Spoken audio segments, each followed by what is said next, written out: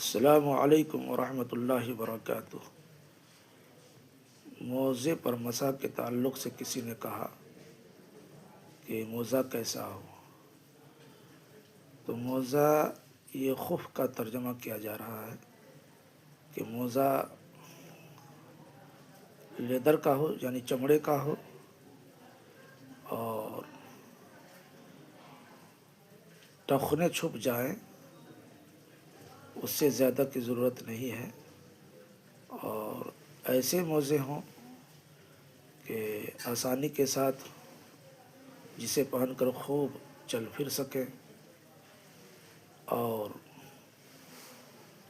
صرف تلا چمڑے کا ہو اور اوپر سے کوئی دویز دوسری چیز ہو تو بھی درست ہے ایسے موزے پر مسح کرنا۔